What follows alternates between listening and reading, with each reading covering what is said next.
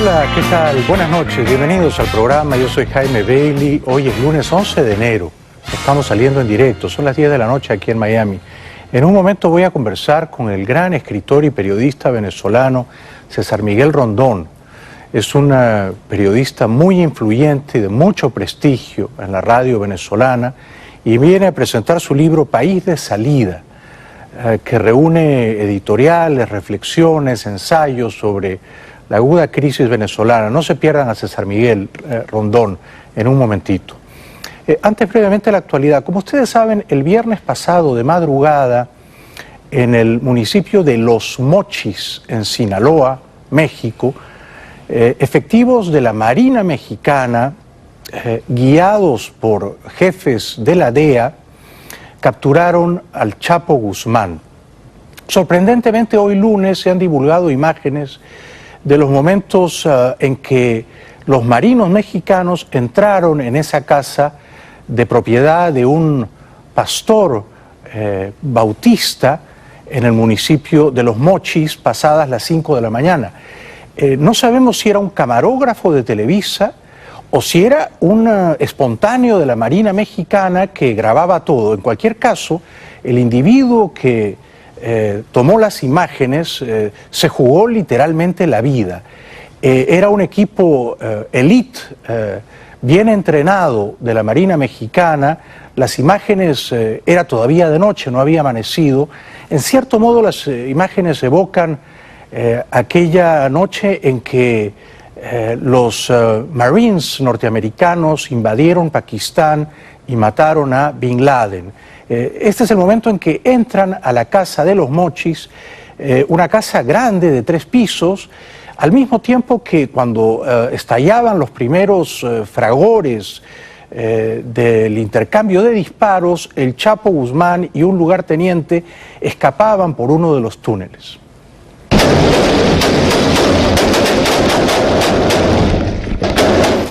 Ningún marino mexicano perdió la vida. Uno quedó seriamente herido, el que estaba allí tendido, al que le decían date vuelta. 4 custodios lugartenientes del Chapo perdieron la vida, 3 de ellos en los techos aledaños, uno que resistió la acometida de los marinos y que fue abatido allí.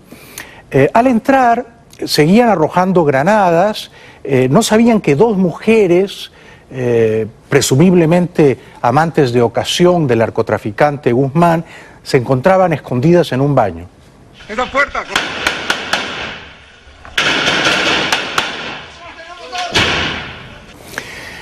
Uno de los pistoleros, tiratiros del Chapo se rinde, salva la vida, otro pierde la vida allí, en el lugar del combate. Las mujeres, por suerte, se rindieron y también sobrevivieron. Al mismo tiempo que el Chapo y su más fiel brazo derecho huían por los subsuelos del lugar, por las alcantarillas, por los albañales, un túnel diseñado por sus ingenieros, por arriba escapaban otros de sus custodios que fueron abatidos. Este es el momento en que uno de ellos se rinde.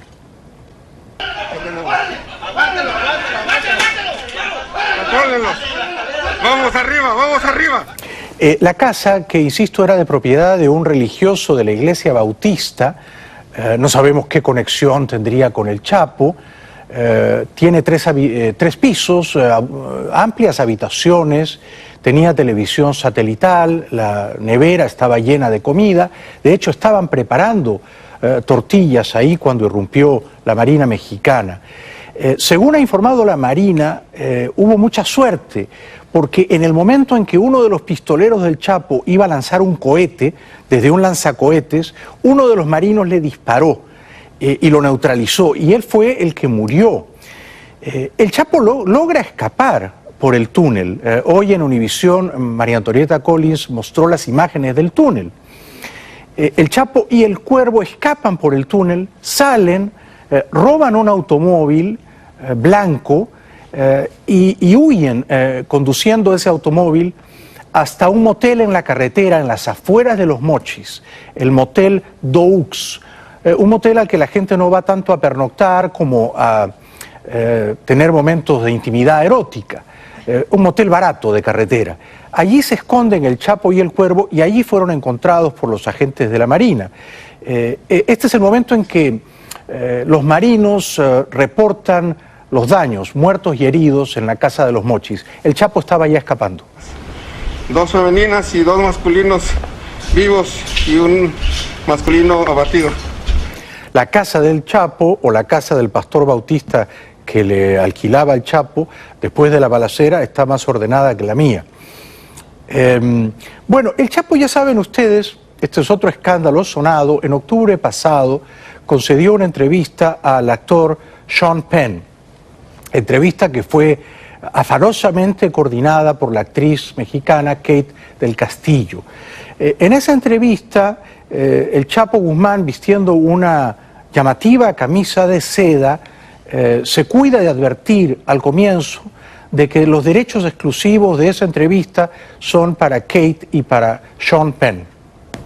Quiero dejar en claro, el contenido de esta entrevista es exclusivo para la señorita Kate del Castillo y el señor Sean Penn. Porque Kate del Castillo, la reina del sur, había expresado en Twitter desde el año 2012 cierta simpatía por el Chapo, a lo que él respondió enviándole flores, y luego a sus abogados, que se reunían furtivamente, pero no tanto, porque los espías de Peña Nieto la estaban siguiendo y tomaban fotografías. Se reunían Kate del Castillo y los abogados para discutir los términos de una posible película, recreando la vida pistolera del Chapo Guzmán.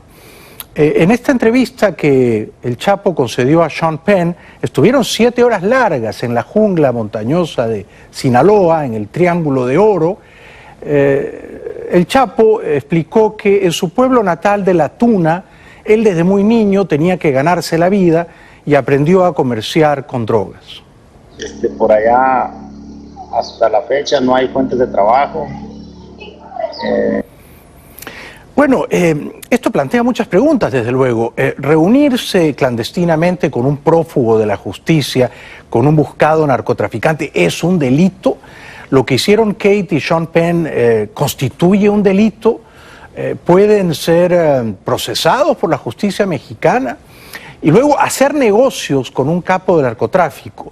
Plantearle, por ejemplo, hacerle una entrevista para luego difundirla con todos los derechos exclusivos a nombre de Kate del Castillo, o discutir los términos de una película rememorando su vida, hacer negocios con él, ¿constituye a sí mismo un delito? No lo sabemos.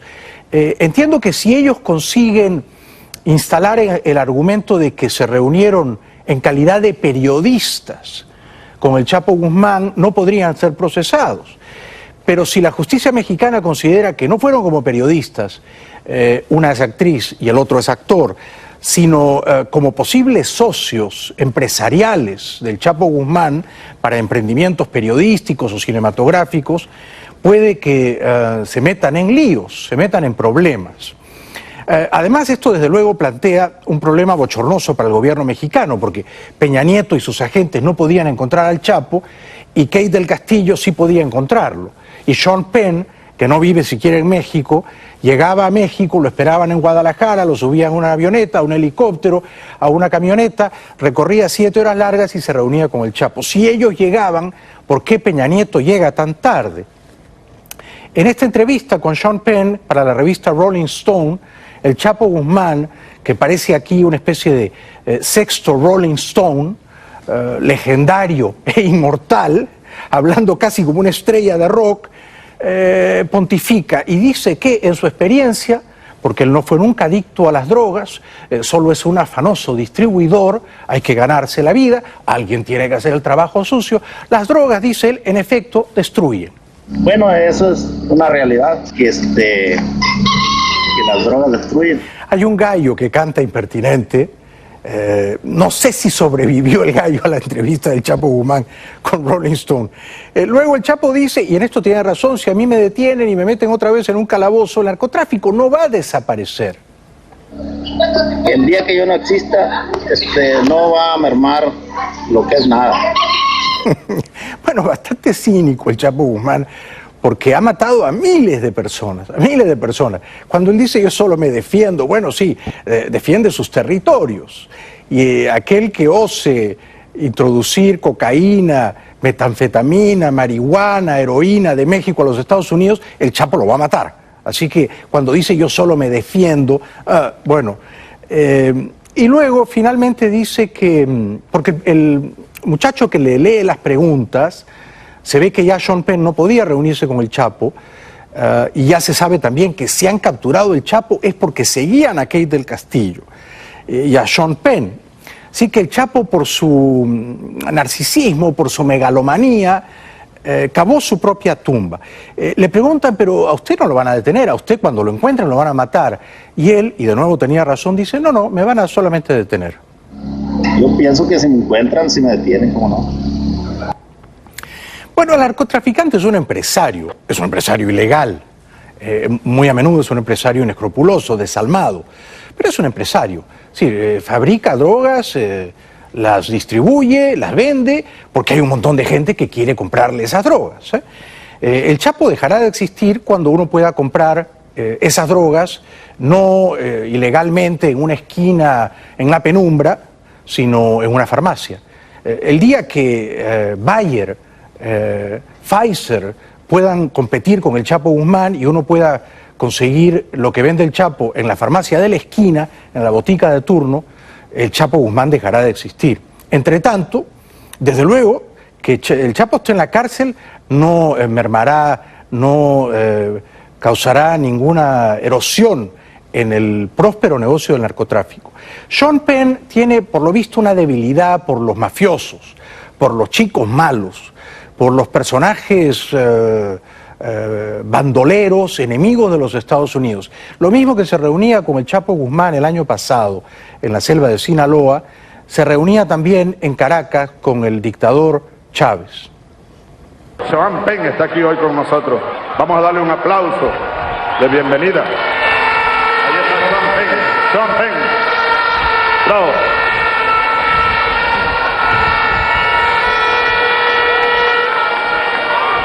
Muchas gracias por visitarnos de nuevo. Amigo nuestro, Fernando Zulichín, productor de cine, anda con Sean Penn, argentino. No es inusual, muchos artistas, no solo actores, grandes escritores, sucumben al hechizo maléfico de los espadones, de los dictadores, de los caudillos o de los mafiosos, ¿verdad?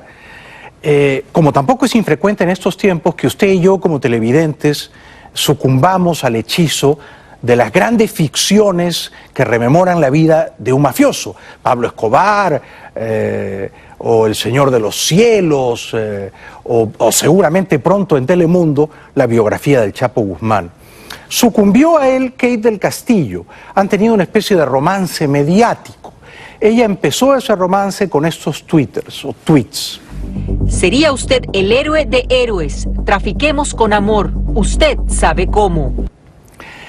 Bueno, Kate del Castillo ya le proponía al Chapo Guzmán que se convirtiera en la Madre Teresa de Calcuta, en el Dalai Lama. Y le decía, además, usted sabe cómo, que yo realmente me permito discrepar, no creo que el Chapo sepa cómo. Y luego Kate decía que ella es una rebelde y que ella es una inconforme y que dice lo que piensa y que no se calla. Me imaginé que fuera a tomar las dimensiones que tomó y lo volvería a hacer todo el tiempo y no voy a quedar callada de nada nunca. Bueno, el año pasado, mientras rodaba una película en el desierto chileno, esta muy talentosa actriz mexicana también reflexionaba sobre el Chapo Guzmán. Ya entonces estaba negociando con sus abogados. Yo no creo que la captura del Chapo cambie el narcotráfico en mi país, ¿no? O sea... ¿Se meterá Kate del Castillo en problemas legales por haberse reunido clandestinamente con el Chapo y antes en 3 ocasiones, una en el DF-12 Guadalajara, con los abogados del Chapo Guzmán? No lo sé. Esperemos que no, por el bien de ella, ¿verdad? Yo creo que solo quería hacer una película. Y por supuesto, ganar mucho dinero con esa película. En una entrevista con Televisa con el periodista Loret de Mola, él le preguntó, ¿y si te encuentras con el Chapo, qué pasaría? ¿Qué piensa después de la fuga? Pues me da risa loca, siento que somos el hazmerreír del mundo. Eso es lo que pienso. en realidad no ocurrió así, ¿no? Porque creo que estuvieron 7 horas conversando, o sea que parece que no se desmayó ni se quedó muda. Se reporta que tomaron tequila, comieron pantagruélicamente, se hicieron muchos selfies y se hicieron grandes promesas de amistad y de emprendimientos empresariales. Bueno, yo no creo que esto destruya la posibilidad de que Kate y Sean Penn hagan la película del Chapo. Al contrario, esto ha sido un golpe propagandístico providencial. Seguiremos informando. Tenemos que ir ahora a la publicidad y en 3 minutos va a estar con nosotros el brillante, muy agudo, muy influyente escritor y periodista venezolano César Miguel Rondón, que viene a presentar su libro País de Salida, Bitácora de la Debacle. No se lo pierdan, ya volvemos. Ha venido esta noche un gran escritor y periodista venezolano, César Miguel Rondón, a presentar su último libro, País de Salida, Bitácora de la Debacle. César Miguel, gracias por venir, buenas noches. Gracias por invitarme, Jaime. Es un honor recibirte en el programa, un aplauso para él, por favor. Para mí es el honor estar aquí. Muchísimas gracias. Eres, yo creo que el periodista más influyente de tu país, de Venezuela. Eres una voz crítica, enormemente lúcida, estás 3 horas a la mañana en la radio. ¿Ha sido difícil para ti estos largos años de chavismo ejercer el periodismo independiente, opositor en tu país, César? No soy el más influyente, mira que soy amigo de los más influyentes y no quisiera que me retiraran el saludo al llegar, ¿no? Es difícil, en algún momento definí que ejercer el oficio en Venezuela es como andar descalzo sobre vidrios molidos sin ser faquir. Uno tiene que andar con mucho cuidado, tiene que tener sutilezas en algunos momentos. Uno de los grandes periodistas venezolanos, maestro mío en la calle, no en un aula, Manuel Felipe Sierra, le preguntaron en alguna oportunidad si él se autocensuraba. Manuel Felipe es un poco mayor que yo. Y Manuel Felipe dijo, no, yo lo que tengo son canas, yo no me autocensuro. Yo diría entonces que yo tengo una larga calva y lo poco que queda también está canoso. Entonces así es como hemos podido más o menos. Y caminando descalzo sobre tantos vidrios diseminados, rotos, ¿te cortas mucho cada mañana? ¿Te hacen sangrar tus adversarios? Tenemos vocación de faquir, creo. Ya. No hay tal sangramiento. Hay mañas que se van aprendiendo. ¿Y encuentras casi placer en caminar sobre tantos vidrios? No soy tan masoquista. Me gustaría mucho poder hacer programas más risueños, más optimistas, más luminosos. Lamentablemente la realidad nacional de mi país no te permite hacer ese tipo de periodismo. Lo cierto es que yo a mis queridos productores y periodistas con los que comparto el programa, todos en la treintena, ¿no? Les digo al terminar, les digo, bueno, hoy hicimos programa, creo que quedó bien, hoy lo hicimos, ojalá mañana también. ¿Y hace cuántos años estás haciendo este programa de 3 horas a la mañana? Este ya tiene 26 años. 26 años. Sí. Wow. De manera tal de que es un programa que existe desde mucho antes de la Revolución Chavista. De hecho, si entiendo bien, después de leer tu libro, que me ha encantado, porque tienes una prosa muy elegante. Muchas gracias. Y porque eres un periodista muy agudo para detectar lo importante, para separar la paja del trigo. Pero ya cuentas aquí que el año 98, cuando a finales Chávez ganó aquellas elecciones, tú ya publicabas un libro de grandes entrevistas, ¿verdad? Sí, ese libro le puse como título País de Estreno, por una razón muy sencilla. Ya era bastante claro que Chávez ganaría las elecciones de ese año. Sí. Y al ganar, era evidente que Chávez iba a hacer cambios importantes en lo que había sido la dinámica política de Venezuela. Ese libro lo titulé País de Estreno. Este lo he titulado País de Salida precisamente como respuesta a aquel país de estreno. Yo siento que ese proyecto de la revolución bolivariana chavista que se inició en 1999, Sí. de alguna manera ya se ha cerrado. Y se ha cerrado no porque ya no esté el chavismo en el poder, porque de hecho lo está, pero el proyecto que trató de llevar adelante ha fracasado de una manera rotunda. Y la mejor evidencia de ello quizá esté en el resultado electoral del 6 de diciembre. Sí. El señor Maduro cometió un error muy grave, era una elección parlamentaria, y él la convirtió en una elección plebiscitaria, de manera tal de que el derrotado fue él, su gobierno, su proyecto. El país, en una mayoría muy importante, ha decidido que ese proyecto que se trató de experimentar no vale la pena. Es mejor buscar otra salida.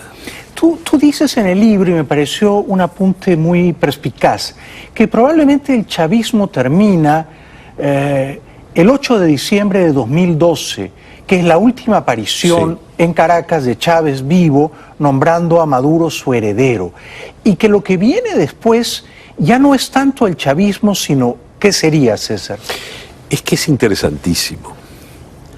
Hugo Chávez, como todos los dictadores, se establece de manera totalitaria. Hugo Chávez, a sus efectos, es un monarca, y él se ve en la necesidad de dejar el heredero.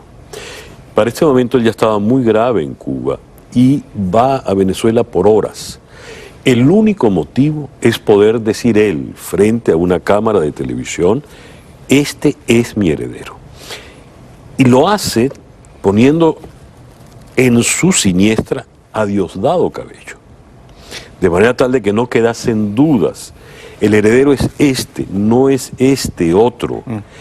Y le pide a sus seguidores, apoyen a Maduro en el cualquier caso.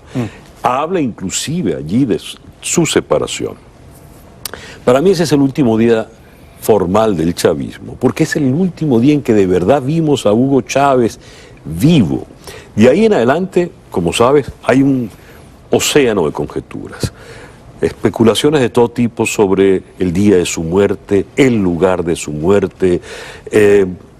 Hubo cualquier cantidad de fantasías, reuniones de gabinete, un gabinete cada vez más grande, casi 40 miembros, en el cuarto de un hospital. No parecía posible. No, pero bueno, no solo no era posible, sino que el propio Hugo Chávez ya no podía ni hablar. Claro. Y entonces reuniones de un hombre con una traqueotomía manejando una reunión de gabinete de 4 o 5 horas. Al país se le mintió de una manera descarada. Y ya en ese momento, el que estaba ejerciendo el poder era este poder, este líder bicéfalo conformado por Maduro y Cabello.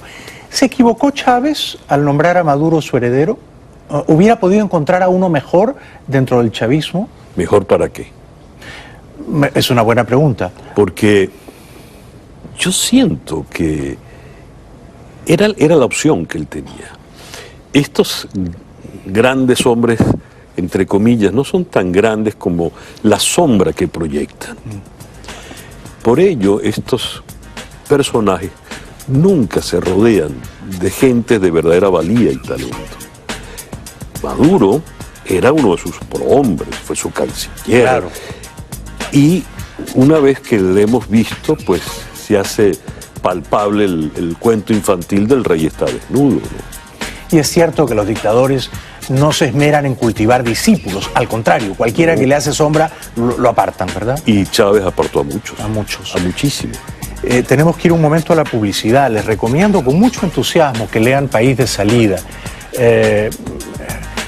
Nuestro invitado, César Miguel Rondón, reflexiona con gran lucidez estos últimos años, de 2013, 2014, 2015, sobre la terrible decadencia de Venezuela. Regresamos con él después de la pausa. Periodista venezolano César Miguel Rondón, ningún parentesco con JJ Rendón, porque no. a JJ muchas veces le dicen Rondón, ¿verdad? Sí, no, él es con E. Con E. Sí, señor. Y el libro que está presentando César es País de Salida, que ha sido además un gran éxito de ventas en Venezuela. Sí, afortunadamente es un libro que dado el momento que se está viviendo, pues yo creo que convoca a una buena reflexión. Celebro además, perdóname la interrupción, que Ediciones B te haya publicado este texto que es tan consistentemente opositor. Sí. Llamas a las cosas por su nombre. Ellos ya me habían publicado Armando el rompecabezas de un país, que fue un libro bastante ambicioso, donde convoqué, digamos, a las mentes más lúcidas en diversas áreas, porque partía de la base en el año 2013 que estábamos en una situación demasiado crítica y el país necesitaba una suerte de diagnóstico para poder hacer un pronóstico y tomar medidas. Ese fue un libro que todavía creo que tiene una vigencia total porque evidentemente las medidas no se tomaron, con lo cual las situaciones se han agravado de manera dramática. Tú fuiste siempre adversario a Chávez, aún antes de que él ganara. Fuiste adversario de Chávez desde aquel golpe fallido del año 92, ¿correcto? Fíjate, a mí me llega el pitazo en la noche del 4 de febrero del 92 a las 12:15 de la noche. La llamada me la hace mi hermano, que era diplomático venezolano en Washington. Allá se supo primero que en Caracas. Increíble. Y me dice, César Miguel, están tiroteando la casona, la casa presidencial, no el Palacio de Miraflores. Sí. Confirmé y de inmediato me fui a la radio, ¿no?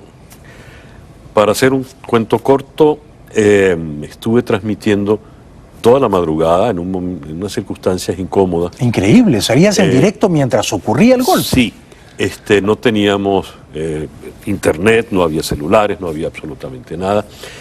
Y algo muy importante, nosotros los venezolanos jurábamos que estábamos curados ya de las azonadas golpistas. Los venezolanos creíamos ingenuamente que los militares se habían limitado a los cuarteles. Nos parecía absurdo, al menos para mí, que nací en el exilio, que esta especie de cáncer terrible volviese. Total que estuve transmitiendo toda la madrugada, se nos sumaron muchas voces, cadenas desde el exterior, y a las 10:30 me tocó decir, bueno, ya se ha identificado el jefe de los alzados, es un teniente coronel de paracaidistas, fulano de tal. A lo largo de esas horas, yo fui quizá de los primeros antichavistas. Yo era un gran adversario del gobierno de Carlos Andrés Pérez. Yo siento que uno como periodista tiene la obligación de tener una voz crítica. Sí, es mejor estar en la oposición siempre. Uno ha de ser en todo caso la voz del impertinente, del que mira, ve el detalle aquí y el detalle allá. Y yo fui muy crítico de Carlos Andrés Pérez, pero de ninguna manera yo podía aceptar, como venezolano, que un presidente que fue electo democráticamente fuese sacado a las patadas porque le dio la gana a un militar.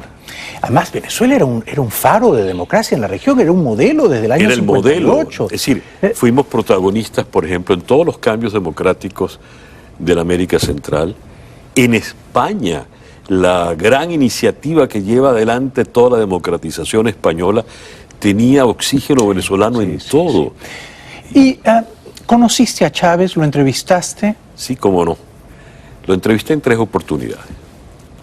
La primera fue una entrevista muy curiosa porque era en plena campaña electoral y él estaba buscando medios por todas partes. Era moderado, posaba como socialdemócrata. No, posaba como simpático. Como simpático, sí. Y la primera entrevista donde él se mostró antipático fue conmigo. ¡Ah, caramba!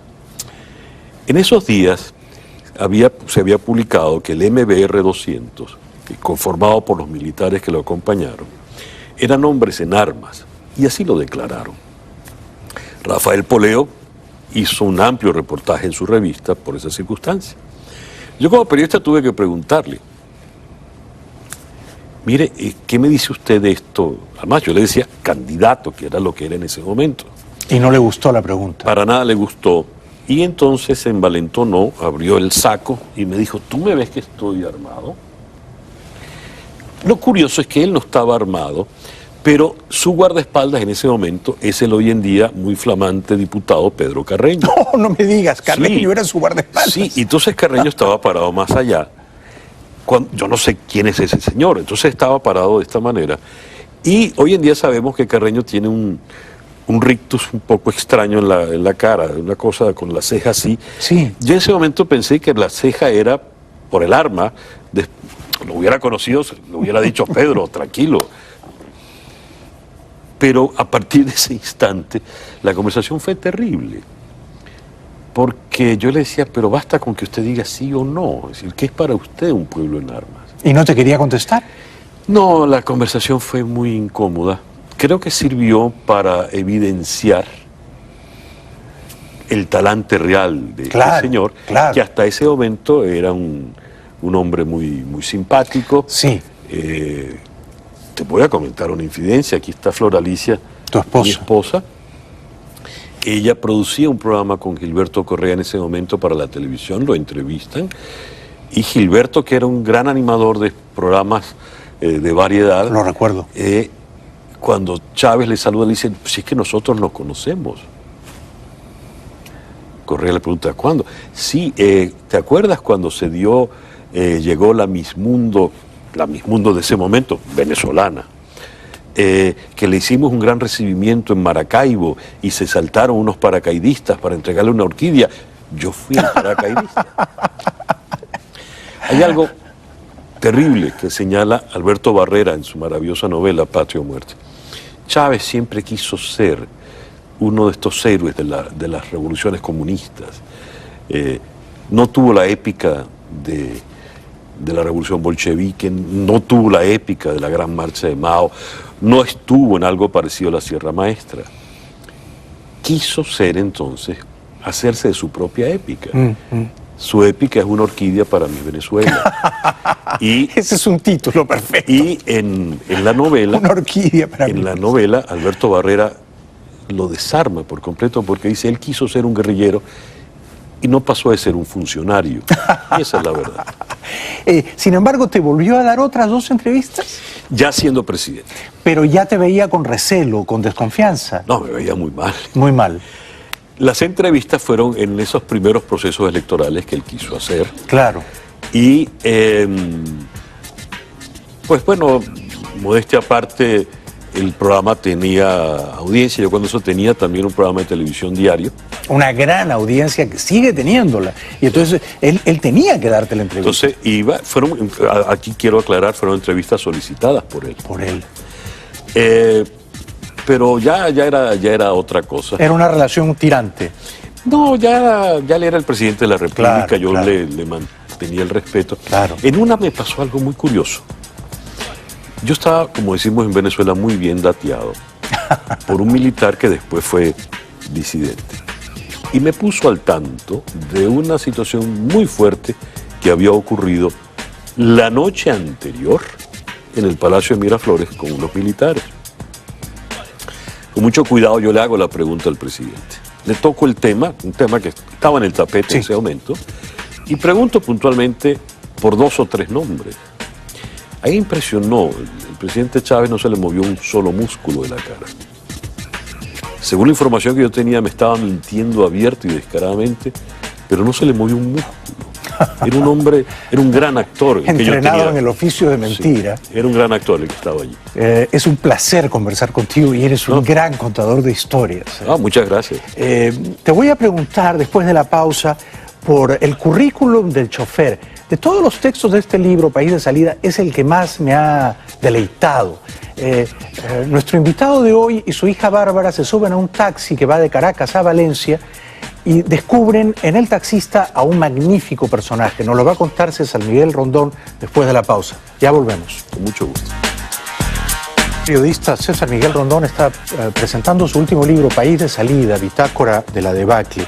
Quedó pendiente la pregunta del taxista. Cuéntanos, por favor, ¿qué encontraste en ese taxista? Mi hija Bárbara síndrome de Down y ha publicado un libro con Editorial Planeta muy interesante sobre su experiencia como una persona Down. Se llama Soy Bárbara, soy especial. Y teníamos que presentar el libro en la Feria de Valencia. La editorial envía un taxi a la casa para que nos lleve a Valencia. Flor Alicia y yo íbamos en condición de acompañantes.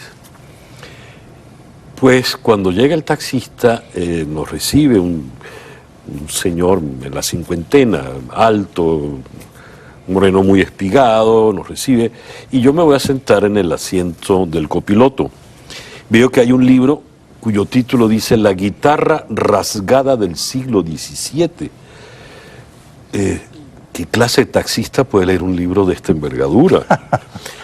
Y de inmediato se me presenta, mi nombre es Hugo Quintana, yo soy músico, soy profesor de música, y me entrega autografiado uno de sus libros. ¡Wow! Resulta que no es que es profesor de música ni músico. Hugo Quintana es todo un doctor, PhD, maestro al más alto nivel universitario, al más alto nivel. Es toda una autoridad. ¿Y por qué hacía taxi? Hace taxi porque su sueldo universitario no le da para vivir. Increíble. Hace taxi porque las mejoras y esto y todo no le permiten vivir decentemente. Cuando yo escribo y cuento la anécdota, Preciosa anécdota. sí, y leo el currículum, le puse el título El currículum del chofer, porque no deja de ser una paradoja muy cruel que en un país como el nuestro en este momento, un académico de esa envergadura tenga para sobrevivir que hacer de chofer, porque el verdadero chofer no tiene currículum para ser presidente de la República. ¡Qué frase maravillosa! Porque Maduro era chofer, ¿verdad? Era chofer de autobús, pero todavía le gusta montarse y manejar para que vean lo que hemos tiene visto. alguna pericia en algo, ¿no?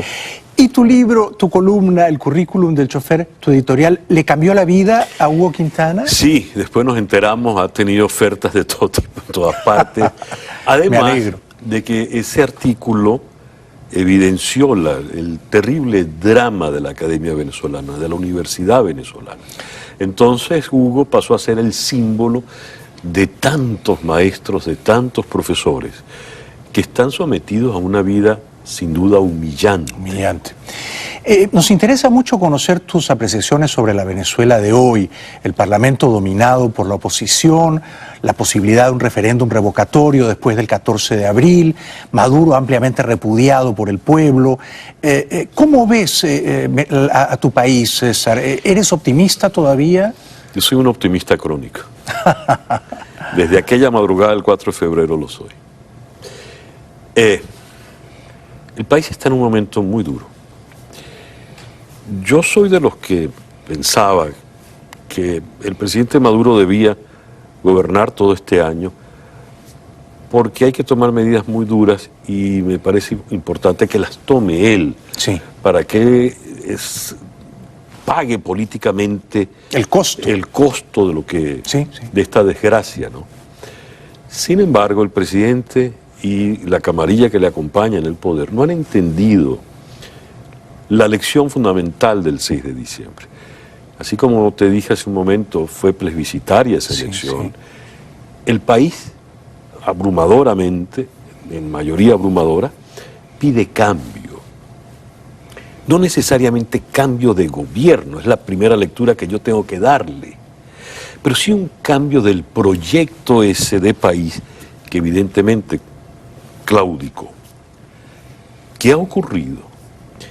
El presidente Maduro empezó a vociferar, a llamar a la violencia, así como decía que si se perdía la elección el 6 de diciembre, el 7 iría el pueblo a la calle. Sí. El 7 de diciembre ha sido uno de los días más pacíficos que hemos tenido en mucho tiempo en Venezuela. Después se amenazaba de que el 4 de enero se iría a la víspera de la toma de posesión. Nada, se instaló porque esos llamados a la violencia no calan, porque no hay pueblo en la calle para la revolución.